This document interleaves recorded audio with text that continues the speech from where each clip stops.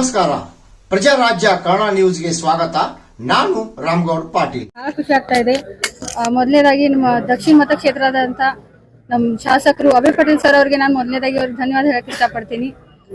ನೇಕಾರ ಸಮುದಾಯಕ್ಕೆ ಮೇಯರ್ ಸ್ಥಾನ ಕೊಡ್ತೀನಿ ಅಂತ ಹೇಳಿದ್ರು, ಅದೇ ಮಾತಿನಂತೆ ಅವ್ರು ನಡ್ಕೊಂಡಿದ್ದಾರೆ. ಮತ್ತೊಮ್ಮೆ ನಾನು ಅವರಿಗೆ ಧನ್ಯವಾದನ ಹೇಳಕ್ ಇಷ್ಟಪಡ್ತೀನಿ. ಹಾಗೆ ನಮ್ಮ ಬಿಜೆಪಿಯ ಎಲ್ಲ ಮುಖಂಡರು, ಕೋರ್ ಕಮಿಟಿ ಹಾಗೆ ಪಕ್ಷದ ಎಲ್ಲ ಸದಸ್ಯರು ಕೂಡ ಎಲ್ಲ 58 ನಗರ ಸೇವಕರು ಎಲ್ಲರನ್ನು ಕರ್ಕೊಂಡು ಜೊತೆಗೂಡಿ ನಾನು ಬೆಳಗಾವಿ ಅಭಿವೃದ್ಧಿಗೆ ನಾನು ಕೆಲಸ ಮಾಡ್ತೀನಿ ಅಂತ ಈ ಸಂದರ್ಭದಲ್ಲಿ ಹೇಳಕ್ ಇಷ್ಟಪಡ್ತೀನಿ. ಜನ ಬಹಳ ಹೋಪ್ಸ್ ಇಟ್ಟಿದ್ದಾರೆ ನಿಮ್ಮ ಮೇಲೆ. ನಿಮ್ಮ ಅಧಿಕಾರ 4 ವರ್ಷ ಬಿಜೆಪಿ 4 ಏನೇ ಅಭಿವೃದ್ಧಿ ಮಾಡ್ತೀರಿ, ನಿಮ್ ಗುರಿ ಏನು?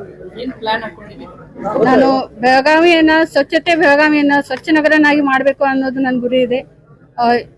ಹಾಗೆ ನಾನು 58 ನಗರ ಸೇವಕರನ್ನ ಎಲ್ಲರನ್ನ ಜೊತೆಗೂಡಿ ಎಲ್ಲರನ್ನ ವಿಶ್ವಾಸದಲ್ಲಿ ತಗೊಂಡು ನಾನು ಕೆಲಸ ಮಾಡ್ತೀನಿ ಅಂತ ಹೇಳಕ್ ಇಷ್ಟಪಡ್ತೀನಿ. 4 ವರ್ಷದಲ್ಲಿ ಇಡೀ ದೇಶಾದ್ಯಂತ ಬೇರೆ ಬೇರೆ ಒಳ್ಳೊಳ್ಳೆ ನಗರಕ್ಕೆ ಹೋಗಿದ್ದೀರಿ. ಆ ನಗರ ನೋಡಿ ಬೆಳಗಾವಿನೂ ಅದೇ ತರ ಮಾಡ್ಬೇಕಂತ ಏನ ಕನಸಿದೆ ಅಥವಾ ಹೇಗೆ? ಹೌದು, ನಾವು ಸ್ಟಡಿ ಟೂರ್ ಅಂತ ಹೋಗಿದ್ದೀವಿ. ಅಲ್ಲಿ ಅಭಿವೃದ್ಧಿಗಳನ್ನೆಲ್ಲ ನೋಡಿ ಸ್ಟಡಿ ಮಾಡಿದೀವಿ. ಎಲ್ಲ ನಾವು 58 ಕಾರ್ಪೊರೇಟರ್ಸ್ ಅದನ್ನ ಸ್ಟಡಿ ಮಾಡಿ ಪ್ರಕಾರ ನಾವು ಅದನ್ನೇ ರೂಢಿ ಮಾಡ್ಕೊಂಡು ಎಲ್ಲರನ್ನೂ ಜೊತೆಯಲ್ಲಿ ಎಲ್ಲರನ್ನೂ ವಿಶ್ವಾಸದಲ್ಲಿ ತಗೊಂಡು ನಾನು ಕೆಲಸ ಮಾಡ್ತೀನಿ ಅಂತ ಹೇಳಕ್ ಇಷ್ಟಪಡ್ತೀನಿ. ನಾನೊಂದು ಬಡ ಕುಟುಂಬದಿಂದ ನೇಕಾರ ಸಮಾಜದಲ್ಲಿ ನೇಕಾರ ಮಗಳಾಗಿ ಬಂದಿದ್ದೀನಿ. ನಾನು ಮೊದಲೇ ನಮ್ಮ ಶಾಸಕರಿಗೆ ಹಾಗೆ ಉತ್ತರ ಶಾಸಕರಾದಂತ ಬೆನ್ಕೆ ಸರ್ ಅವ್ರಿಗೂ ಕೂಡ ಅವ್ರಿಗೆಲ್ಲರಿಗೂ ನಾನು ಧನ್ಯವಾದ ಹೇಳಕ್ ಇಷ್ಟಪಡ್ತೀನಿ. ನನ್ನ ಬಡ ಕುಟುಂಬದಿಂದ ನೇಕಾರ ಮಗಳಾಗಿ ನಾನು ಕರ್ಕೊಂಡು ಬಂದಿದ್ದಾರೆ. ಅವ್ರೆಲ್ಲರಿಗೂ ನಾನು ಮನಪೂರ್ವಕರಿಗೆ ಧನ್ಯವಾದ. ಬಹಳ ಭಾವಕ ಆಗ್ತಾ ಇದ್ರಿ. ನನಗೆ ಮಾತಾಡಕ್ ಮಾತು ಬರ್ತಿಲ್ಲ ಹೇಳ್ಬೇಕಂದ್ರೆ, ಅಷ್ಟು ಖುಷಿ ಆಗ್ತಾ ಇದೆ. ಯಾಕಂದ್ರೆ ನಮ್ಮ ನೇಕಾರ ಸಮುದಾಯದ ಎಲ್ಲ ನಮ್ಮ ಸಮಾಜದ ಎಲ್ಲ ಗುರು ಹಿರಿಯರು ಅವ್ರ ಆಶೀರ್ವಾದ ಹಾಗೆ ನಮ್ಮ ಪಕ್ಷದ ಎಲ್ಲ ಕಾರ್ಯಕರ್ತರು ಅವ್ರ ಎಲ್ಲರ ಸಪೋರ್ಟ್ ದಿಂದ ನಾನು ಈ ಸ್ಥಾನಕ್ಕೆ ಬಂದಿದ್ದೀನಿ. ನನ್ಗೆ ಬಹಳ ಹೆಮ್ಮೆ ಅನ್ಸ್ತಾ ಇದೆ. ಅವ್ರೆಲ್ಲರ ಸಪೋರ್ಟ್ ದಿಂದ ಬಹಳ ಖುಷಿ ಆಗ್ತಾ ಇದೆ.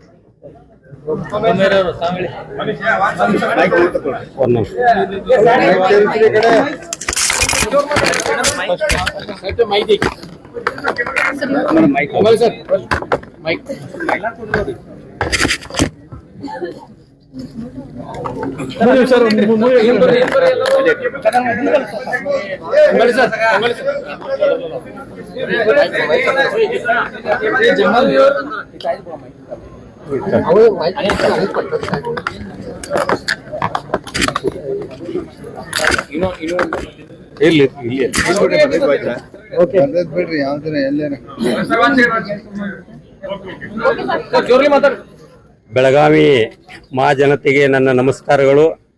ಇವತ್ತಿನ ದಿವಸ ಭಾರತೀಯ ಜನತಾ ಪಕ್ಷದಿಂದ ಇವತ್ತು ಮಹಾನಗರ ಪಾಲಿಕೆಯ ಚುನಾವಣೆಯಲ್ಲಿ ಪ್ರೀತಿ ಕಾಮಕರ್ ಅವರನ್ನ ಮಹಾಪೌರರನ್ನಾಗಿ ಮಾಡಿದ್ದಾರೆ. ಹಾಗೆ ನಾನು ಹನುಮಂತ ಕೊಂಗಾಲಿ ನನ್ನನ್ನು ಉಪಮಹಾಪೌರರನ್ನ ಮಾಡಿದ್ದಾರೆ. ಆ ಪಕ್ಷಕ್ಕೂ ಆ ಪಕ್ಷದ ಸಾಕಷ್ಟು ಜನ ವರಿಷ್ಠರು, ವಿಶೇಷವಾಗಿ ನಮ್ಮ ದಕ್ಷಿಣ ಶಾಸಕರಿರ್ಬೋದು, ಗುರುಗಳಾದ MB ಜಿರ್ಲಿ ಇರ್ಬೋದು, ಅನಿಲ್ ಬೆನ್ಕೆ ಅವರು ಇರ್ಬೋದು, ಅಧ್ಯಕ್ಷರಾದ ಗೀತಾ ಸುತಾರ್ ಅವರು ಇರ್ಬೋದು, 58 ಜನ ಶಾಸಕರಲ್ಲಿ 37 ಜನ ನಮ್ಮ ಶಾಸಕರು, ನಮ್ಮ ನಗರ ಸೇವಕರು, ವಿಶೇಷವಾಗಿ ಇವರು ಎಲ್ಲರನ್ನು ಕೂಡಿ ಕರ್ಕೊಂಡು ಹೋಗಿ ನಾವು ಬೆಳಗಾವಿಯನ್ನ ಅಭಿವೃದ್ಧಿಯತ್ತ ಒಯ್ಯಬೇಕಾಗಿದೆ. ಯಾಕೆಂದ್ರೆ ನಮ್ಮ ಮುಂದ್ಗಡೆ ಇರುವಂತ ಗುರಿ, ಈಗಾಗಲೇ ನಾವು ಸ್ಟಡಿ ಟೂರ್ ಅಂತ ಇಂದೋರ್ ಹೋಗಿ ಬಂದಿದ್ದೀವಿ, ಜೈಪುರ್ ಹೋಗಿ ಬಂದಿದ್ದೀವಿ, ಚಂಡೀಗಢ ಹೋಗಿ ಬಂದಿದ್ದೀವಿ. ಆ ಮಾದರಿಯಲ್ಲಿ ನಮ್ಮ ಬೆಳಗಾವಿಯನ್ನು ಮಾದರಿ ನಗರವನ್ನಾಗಿ ನಾವು ಮಾಡಬೇಕಾಗಿದೆ ಮುಂದಿನ ದಿನಗಳಲ್ಲಿ. ಆಗಲೇ ಈಗ ಸಿಟೀಸ್ 2ದಲ್ಲಿ 93 ಕೋಟಿಗಳ ಅನುದಾನವನ್ನ ಕೇಂದ್ರ ಸರ್ಕಾರ ಮತ್ತು ಅದರಲ್ಲಿ ಹಂತವಾಗಿ ರಾಜ್ಯ ಸರ್ಕಾರ ಇರಬಹುದು ಮತ್ತು ನಮ್ಮ ಮಹಾನಗರ ಪಾಲಿಕೆ ಇರಬಹುದು, ಇವು ಎಲ್ಲದರಲ್ಲಿ ನಾವು ಸ್ವಚ್ಛತೆಗಾಗಿ ಬೆಳಗಾವಿಯನ್ನ ಮೊದಲು ನಾವು ಅಭಿವೃದ್ಧಿ ಪಡಿಸಬೇಕಾಗಿದೆ. ಅದಲ್ಲದೆ 24x7 ಕುಡಿಯುವ ನೀರಿನ ಯೋಜನೆ ಇರಬಹುದು ಮತ್ತು ಅದಲ್ಲದೆ ನಮ್ಮ ಮಹಾನಗರ ಪಾಲಿಕೆಯಿಂದ ಬಹಳಷ್ಟು ಗಟರ್ ಇರ್ಬೋದು, ರೋಡ್ ಇರ್ಬೋದು, ವಿಶೇಷವಾಗಿ ವಿವಿಧ ಸಮಾಜದ ಒಂದು ಜಯಂತಿಗಳಿರ್ಬೋದು, ಇವು ಎಲ್ಲವನ್ನು ನಾವು ಪರಿಗಣನೆಗೆ ತೆಗೆದುಕೊಂಡು ಅಭಿವೃದ್ಧಿಯ ದೃಷ್ಟಿಯಿಂದ ಬೆಳಗಾವಿ ಮಹಾನಗರ ಪಾಲಿಕೆಯನ್ನ ಒಂದು ಮಾದರಿಯ ನಗರವನ್ನಾಗಿ ಮಾಡ್ತೀವಿ. ಅದಲ್ಲದೆ ಈಗಾಗಲೇ ಈ ಅಂತೇಳಿ ಮನೆಯಲ್ಲಿ ಕೂತ ತೆರಿಗೆಯನ್ನ ತುಂಬುವ ದೃಷ್ಟಿಯಿಂದ ಕೂಡ ನಾವು ಅಭಿವೃದ್ಧಿ ಪಡಿಸ್ಬೇಕು ಅನ್ನೋದೈತಿ. ಅದ್ರಾಗ ಇವ್ರದ ಯಾರ್ದು ನಮ್ಮ ಮಾಧ್ಯಮ ಇರ್ಬೋದು, ನಮ್ಮ ವರಿಷ್ಠರು ಇರ್ಬೋದು, ಎಲ್ಲರ ಸಹಾಯ ಸಹಕಾರವನ್ನು ಪಡೆದ ಮುಂದಿನ ದಿವಸದಲ್ಲಿ ನಾವು ಅಭಿವೃದ್ಧಿಯತ್ತ ಗಮನ ಕೊಡ್ತೀವಿ ಅಂತ ಹೇಳ್ತೀವಿ. ನಾವು ಈಗ ಉಪಮಹಾಪೌರಾಗಿದ್ದೀವಿ. ನಾವು ನಗರ ಸೇವಕರಿದ್ದಾಗ ತೆರಿಗೆ ವಂಚನೆ, ಕೋಟ್ಯಾಂತರ ರೂಪಾಯಿ ತೆರಿಗೆ ವಂಚನೆ ಬಗ್ಗೆ ನೀವೇ ಪ್ರಸ್ತಾಪ ಮಾಡಿದ್ವಿ. ಉಪಮಹಾಪೌರ ಆಗಿದ್ದೀರಿ, ಯಾವ ರೀತಿಯಾಗಿ ತನಿಖೆ ಮಾಡಿ ನ್ಯಾಯ ತೆರಿಗೆ ವಂಚನೆ ಅಂದ್ರೆ ನಮ್ಮಲ್ಲಿ ನಮಗೆ ಗೊತ್ತಿದೆ.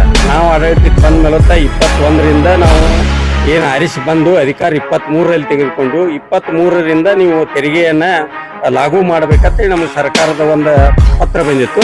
ಬಟ್ ನಾವು ಅಧಿಕಾರದಲ್ಲಿ ಇದ್ದಿದ್ದನ್ನ ನಾವು ಮಾಡ್ತೀವಿ. ಹಿಂದ್ಗಡೆ ನಮ್ದು 21ರಿಂದ 22ರಾಗ ಅಧಿಕಾರದಾಗ ಇರಲಿಲ್ಲ. ಅದನ್ನು ಕೂಡ ಮಾಡತ್ತೆ ಸರ್ಕಾರದಿಂದ ಏನರ ಸಲಹೆ ಸೂಚನೆಗೆ ಬಂದ್ರೆ ಮಾಡ್ತೀವಿ ಅಂತ ಹೇಳಿದ್ದು. ಆ ಒಂದು ನಿಟ್ಟಿನಲ್ಲಿ ನಮಗೆ ಸರ್ಕಾರದಲ್ಲಿ ತಿಕ್ಕಾಟ ಆಗಿದೆ ತಮಗೆ ಗೊತ್ತದ. ಅದನ್ನ ಮಾನ್ಯ ದಕ್ಷಿಣ ಶಾಸಕರು ನಮ್ಮ ಎಲ್ಲ ಪಕ್ಷದ ವರಿಷ್ಠರು ಕೂಡ ಅದನ್ನ ರಾಜ್ಯಪಾಲರವರಿಗೆ ಒಯ್ದು ಅದರಲ್ಲಿ ನಾವು ಸಕ್ಸಸ್ಫುಲ್ ಆಗಿ ಹೋರಾಟವನ್ನು ಮಾಡಿದ್ದೀವಿ. ಅದು ತಮಗೂ ಕೂಡ ಗೊತ್ತಿದೆ. ಪ್ರತಿ ವರ್ಷ 3ರಿಂದ 5% ತೆರಿಗೆ ಬಗ್ಗೆ ತಾವು ಹೇಳಿದ್ದೀರಿ, ಅದನ್ನು ನಾವು ಇಂಪ್ಲಿಮೆಂಟ್ ಮಾಡಿ ಕೊಡಬೇಕಾಗ್ತೈತಿ.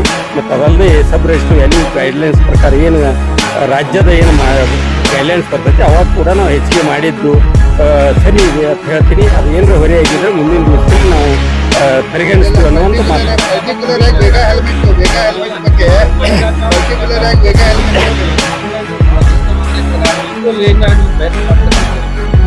ಹೌದು.